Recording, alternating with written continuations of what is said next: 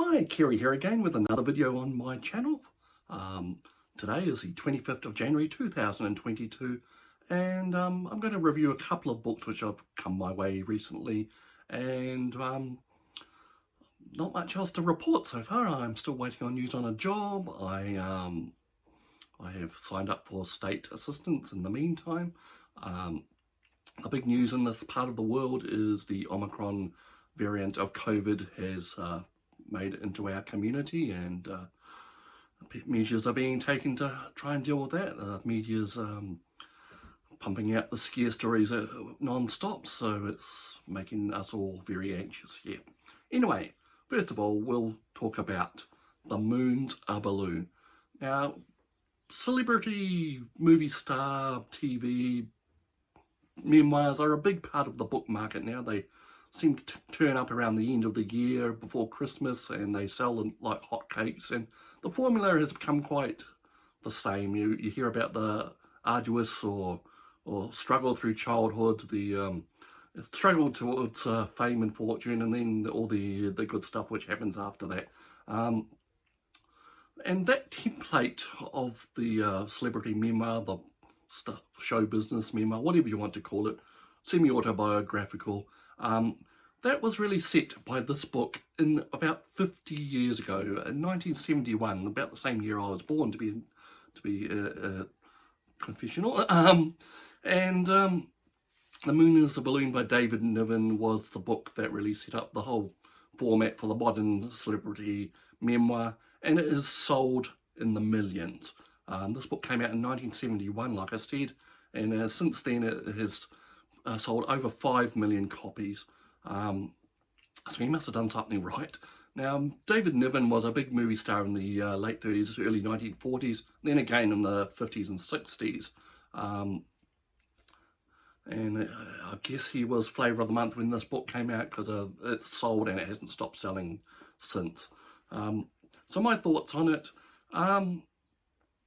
starts out pretty well. It discusses his father's death, unnecessary death at the Gallipoli landings in World War I, and then the hardships his family faced after that. His father had put them all into debt, and they had to move house several times. And I get to the point where he was actually living and sleeping at different addresses, and he'd walk his way through the streets of London at night to get to the place where he was actually sleeping.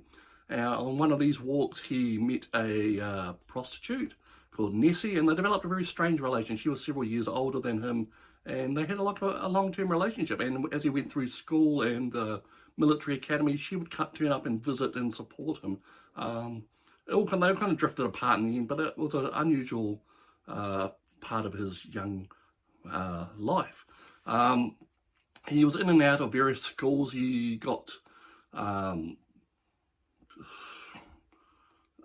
kicked out of schools because of all the hijinks he got up to. He was quite a young ratbag, as they'd say in this part of the world. Eventually he settled down and went to the Sandhurst Military Academy, learned to be an officer in the army, and was posted out to Malta on his first posting. And that whole section of the book is very interesting. It's really fascinating about the mores and ways of the early 20th century, school system, the private schools, as opposed to the newfangled schools which had opened for more people. Yeah, that was most interesting. And after his stint in the army, he basically quits and goes to the United States and becomes a movie star after various trials and tribulations. I actually found the movie star stuff slightly less interesting than his earlier life, to be honest. It was a whole succession of, I went to this party, I met this famous person, I met this actress, I met this movie executive, I travelled here, had a car crash on the way to Florida to another party, that type of thing. I don't know, maybe it's just me, I just didn't find it interesting. He drops a lot of names, and by this point in time, a lot of these names don't really have the weight that they used to when this book was first published. In the 1940s, he decides when war breaks out, he decides it's a thing that he should do is to join the war effort. Goes back to the United Kingdom and tries to join the RAF, but they won't have him. In the end, he joins up with the army unit, but he soon gets directed into the commandos, and then what we'd call special forces today, and he takes part in a lot of battles and serious actions against the Nazis in Western Europe, and becomes a bit of a war hero. And after the war, he's kind of burnt his bridges with the movie executives in the United States, and they won't put him in any movies. He's been blacklisted. So he sets up his own production company making television programs, and that becomes quite successful. Eventually Hollywood comes begging back to his door, and they want him to star in a number of movies, and he becomes a big star again, culminating in him getting an Academy Award for Best Actor for the Around the World in 80 Days movie in the 1950s, I believe it was.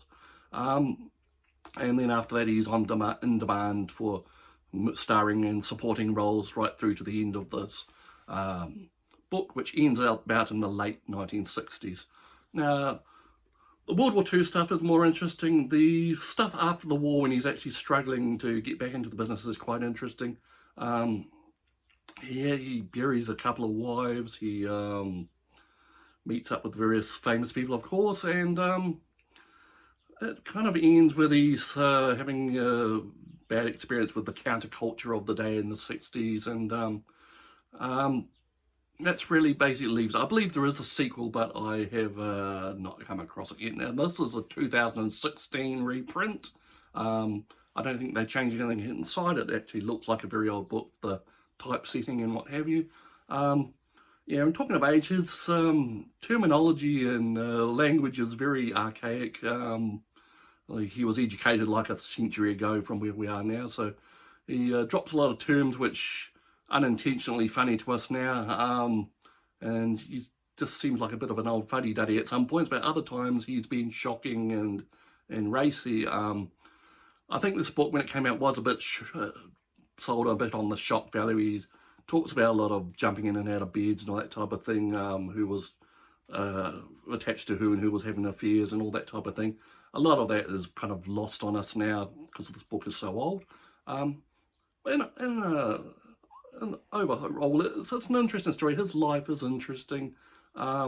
Just the show business stuff is just a little less interesting than the rest of his life, I found. So that is The Moon's a Balloon by David Niven.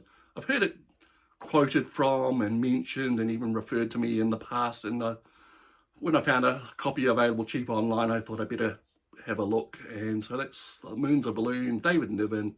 I finally read it. You should too if you have any interest in that type of thing. You could do a lot worse. Right, so that is The Moon's a Balloon, of course. And next up, on the autobiographical front still, but completely different, The Secret of Superhuman Strength by Alison Bechdel. Now this, as you can probably see, is a graphic novel.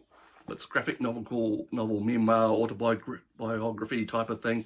Now this is the third biographical book that Alison Bechdel's put out, the first being Fun Home, which I've actually read and enjoyed, and the second she's put out about 10 years ago was this one, Are You My Mother?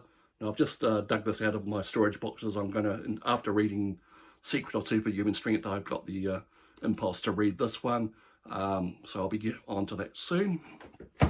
Now, The Secret of Superhuman Strength, it's a long-winded title. Now, what it really starts out doing is following Bechdel's life from when she was a young child and all the fitness crazes and fads and fashions which came her way that she felt compelled to take part in. When she was a small child, she was reading all the Charles Atlas type ads and comics, wanting to become a strong person, to fight off bullies and what have you at school. And she follows various fads that come across on television and magazines and in the media. And she, of course, has to buy all the equipment which associated with all those fads. And the book starts out like that. You think it's going to continue straight like that, but it actually broadens out into something a bit more. It is really a look at the meaning of life, or what you can do in life that will satisfy the nagging urge to do more, to get more done, to find peace. So we start to drift away from the fads and fashions and into talk of Eastern mysticism, the transcendental movement in the 18th, 19th century, various writers like Jack Kerouac, Margaret Fuller, Samuel Taylor Coleridge, all those type of people. We branch out to see scenes from their lives and their writings, and as the book goes on, it's less about the fads and fashions, but she does keep a running gag of all the fashions that over the years and clothing and what have you. She takes up cycling, and we learn how expensive the bikes are and what's necessary for them, and fleecy clothes and mountain climbing and shoes and all that type of thing. She keeps that going, but like I said, the book broadens out, and she looks at, she tries to regain a feeling she had in the outdoors, and by doing other things like yoga, martial arts, and all that sort of thing. And we basically follow through her life. And the book is divided into sections. Each one's like a decade of time, and which corresponds with, see, we've got the 1980s there, and that's when she was in her 20s. Now each one is set like that from the 60s through to the 2020s. Yeah, like I said, it branches out into other areas, but kind of keeps the backbone of the fads thing.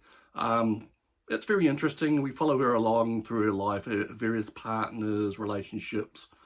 This one doesn't really focus on her parents like Fun Home and Are You My Mother? But it does retread some ground. That if you've read those books, you'll find the same stuff here, which is inevitable as it is talking about her life. The artwork is very precise. This time around it's in full colour. I believe one of her current wife did the colouring in this book, and it's colourful but kind of subtle. It's kind of pastel shades. Let's see, what else can I show you? Yeah, her precise line work is always good to read, and at some points in the book it does get me a little more impressionist when she's pondering the great unknowns of life, this type of thing.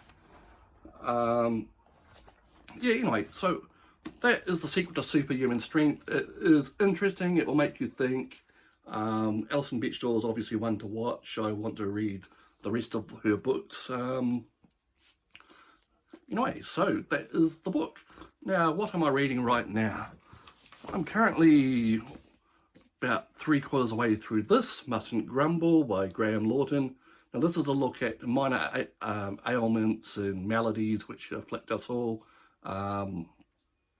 divided into several sections, and like from skin ailments, stomach, nose, mouth and throat, that type of thing. It's light and humorous, short vignettes type chapters like magazine items. I'm enjoying it, but it's getting a bit repetitive, and I'm going to be glad when I finished it so I can get on to something else. Isn't that always the case? The next book always looks better. So that will be all I've got for you today.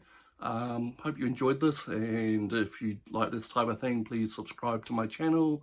Thumbs up if you want. We'll be back soon with more reviews.